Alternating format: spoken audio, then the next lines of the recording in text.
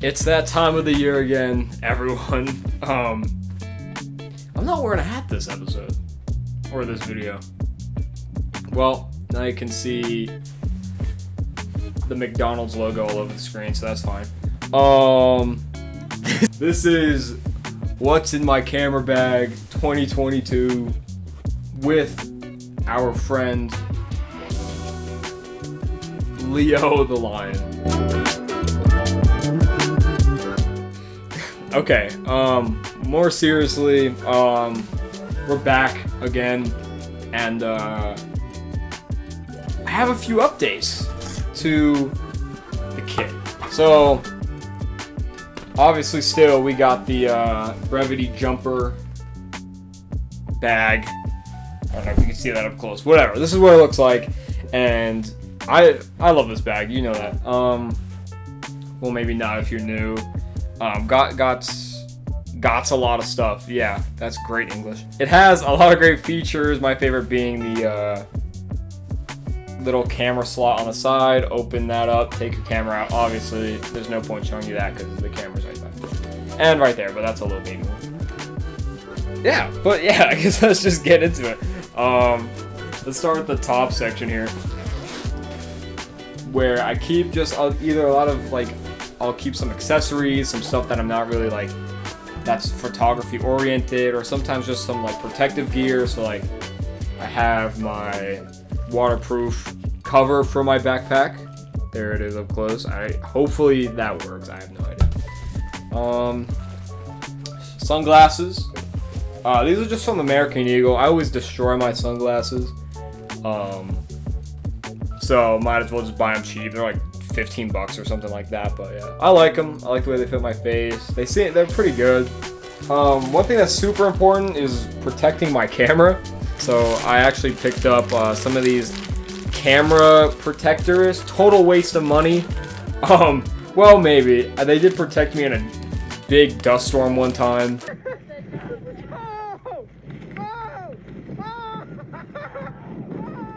Yeah, those are just to protect your camera gear and stuff. Really, actually, maybe really helpful, but you could also just get a trash bag and use that.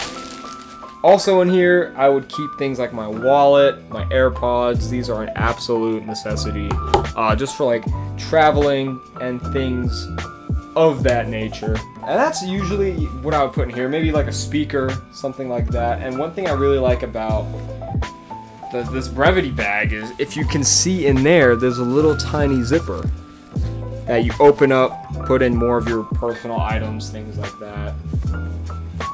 And in this very front section, more storage in here. Hopefully you can see that. This is an absolute necessity. This is my Mophie battery pack. 500 milliamps. I don't really know how mega milliamps, whatever, I don't know, but this thing will charge your phone 3-4 times over, so it's great. I don't know the exact model of it, but feels great. Yeah, not the most manly color, but I can live with that. It's technically my mom's, but I basically just use it all the time. So that's great, and it's small. It's smaller than your phone. So it's great, and it's not super big and chunky, you know what I mean? Another thing, I rarely bring this now unless I'm shooting at night, doing things in the dark. This is my Lume Cube Panel Mini, I think it's called, and it has this cool little diffuser over it. But you can see that all the controls on the side. It actually gets really bright, and it's really helpful when shooting in low light settings. You can turn it up, turn it down. The only thing I don't like about it is that it only goes to cool and warm white tones. So no, I wish it was multicolored, because then you could be a lot more creative with it. But I think that's in the normal panel, Lume Cube panel, I guess. So, but yeah, I'll definitely good to use. What else is in here? Oh yeah, absolute necessity. Sometimes when I'm hiking, this is a Peak Design wrist strap, and this thing is great Very durable, like actual like steel parts, and the smart little connecting switches are so good. And these small little connecting switches here, they just snap right onto the connector bits on your camera. But these things are great though. You throw it on when you're going into a crowded area, or you're on a hike where you might drop your camera. And so it's great to have the ability to, if you need to, just let it hang, let your camera hang for a second while you do things with both hands. And it keeps it safe. And another great feature, once it pulls down, it gets tighter. So you know it's not gonna just slip off your wrist if something's being pulled on. So yeah, it's great in a lot of different circumstances. Obviously I don't use it as much as like I probably should, because I always just like grabbing the camera as it is, but I don't know, that's how it is. Also in here, yep, got my wallet. Not any particular brand, but probably too chunky. But yeah, keep that in there. And second amazing feature about this bag is there's this pocket that we just looked at, but underneath there's another pocket. I don't know if you can see that, but basically you unzip this and you open up this big container with all your junk in it. Here's another view of what that looks like, so you can see kind of the stuff we have in there. And this would be where you would keep your camera, and then obviously lenses and stuff in there that we'll check out right now. First, I don't usually use this too much anymore because this goes on my 18 to 55 that I'm using on the big camera right now. But this is a little lens hood that is just good for when you're shooting in really bright circumstances where you don't want shadows or anything. Next, I have this whole little container of filters. This is from a company called Gobi, I don't know, but they're cheap, they look good, and I really like the message behind the brand. They plant trees for every product they sell, so it's pretty great. Comes with a lens cloth in here, this nice little bag, and yeah, I think the company now is called Urth though, with a U, U-R-T-H. Yeah, I have my UV filter in here and a polarizer in here, which comes in handy, especially when you're doing automotive photography. So yeah, it's great. And it's a nice little hockey puck, and so your glass won't get scratched. Next in the bag is our old trusty 75 to 300 Canon kit lens, basically. F4, basically as low as it gets, but that's only when you're shooting at 75. If you're all the way out at 300, unfortunately, the lowest f-stop you can get is 5.6, so it kind of makes it hard, especially when a lens like this is usually used when not only zooming in long range where you need a fast shutter speed because there's technically more shake, you get more shake with it, but that's also bad because I usually use this for like sport photography, things like that. And so you really need that low f-stop to be able to capture that, unless you're bumping up your ISO to the fucking moon, you know?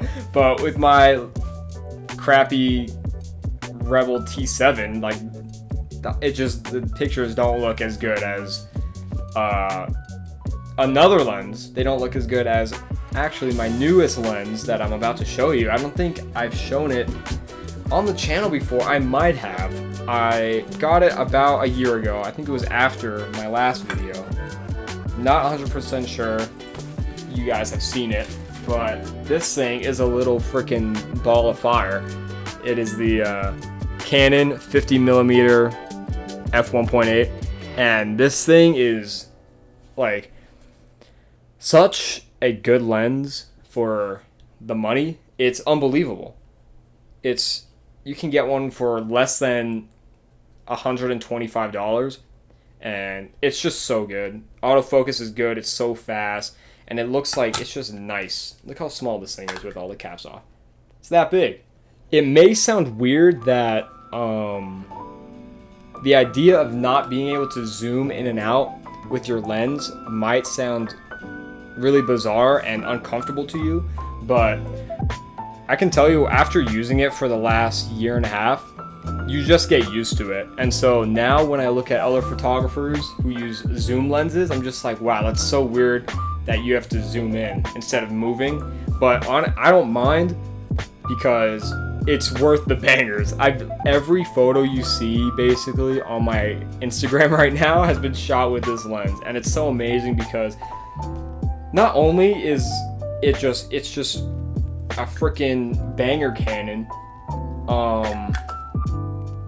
It's so discreet, it's so small. So for street photography, it's so good because it zooms in relatively well. You get a nice picture, and people don't really notice it because it's so small. So like, compare that to that.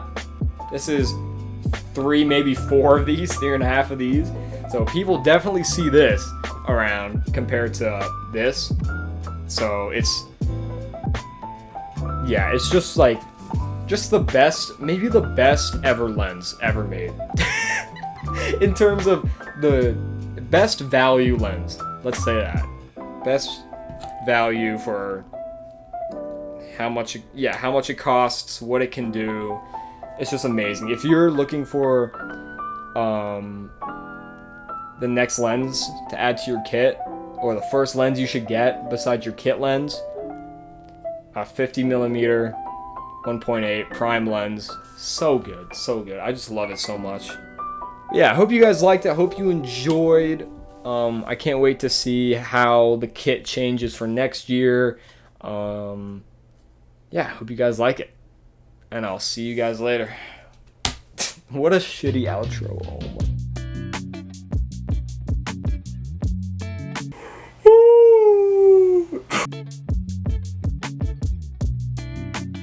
Alright, enough bullshit. Alright, I'll see you guys later. Thanks for watching. Like, subscribe if you feel like it.